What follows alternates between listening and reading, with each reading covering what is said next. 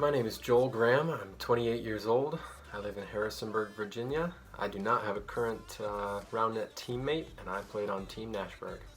Hi, my name is Scott Wilson, 27. I live in Pittsburgh, Pennsylvania.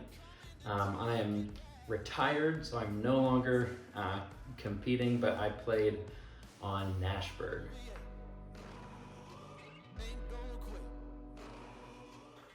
It's a tough story to abbreviate because it goes back about almost 15 years now, probably, but the short version would be Scott Wilson and I were best friends in high school and college. Shortly after we started college, we discovered Spikeball. Nashburgh is Nashville plus Pittsburgh. Put them together because we went to school at Belmont University in Nashville. Creativity there was a bit of a struggle. We went to school in Nashville. We were both from Pittsburgh, so that was the best we could come up with, but it served us well.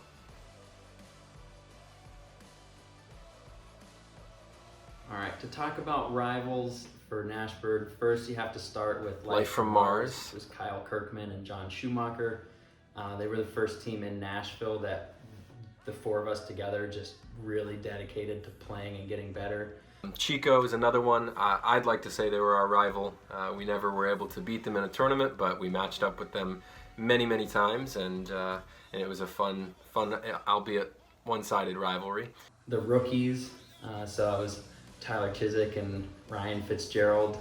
We matched up against each other a lot at tournaments, and over like the course of all our times playing, I think we got really even results, because I know at the beginning we won a number of them, and then there was a stretch where they were winning a whole bunch of them, so they were a ton of fun to play as well. Miss you guys.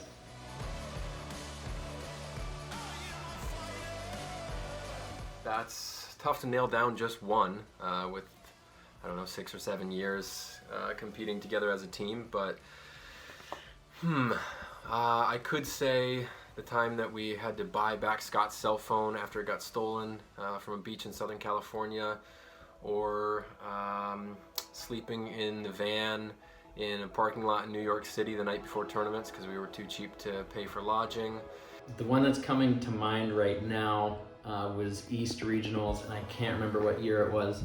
I remember we played Creamsicle in the semis, and then the rookies in the finals, and it was such a fun day. I know we won the tournament, so it was really fun. That came out on top, and it was just like a good day. We felt good all day, which makes it a blast, and there were a lot of great people there.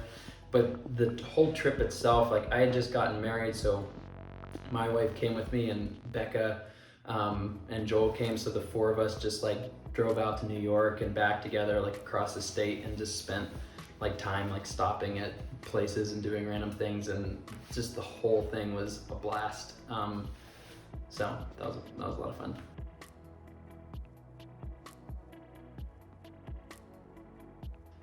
Yeah, so working for Spikeball and playing competitively at the beginning, I think especially, was really kind of correlated. So the actual work that was done was not correlated at all. There's a desk job and going to Spikeball tournaments, but being the beginning of a movement, things were small. It was a small company. There was just so much context overlap.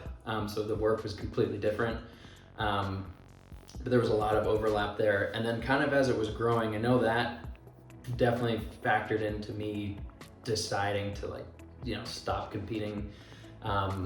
Traveling every weekend for tournaments it was definitely hard, because the work was just growing so much and being so different from that tournament experience, that working long hours Monday through Friday, and then traveling all weekend and getting back Sunday night, and then starting right in the morning for work, even though they had nothing to actually do with each other, it just was a whole lot. Knowing the people, and knowing that the work going into the company was fueling this thing, and just the investment was so fulfilling and gratifying.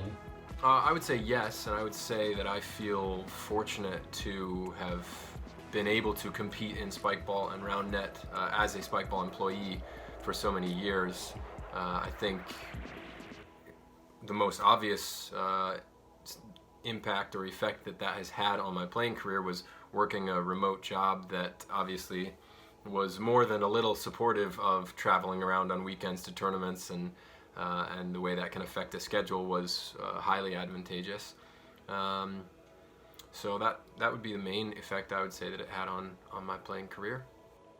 We don't really have much on social media, but if you want to check out some fantastic Nashburgh content from many years ago and some exciting Roundnet rallies from the past, Scott Wilson's YouTube channel would probably be the best place to go to find those. He made some pretty cool highlight videos back in those seasons, so check it out, Scott Wilson on YouTube. Thanks for tuning in. For more Roundnet content, follow SRA on Instagram, Twitch, and YouTube.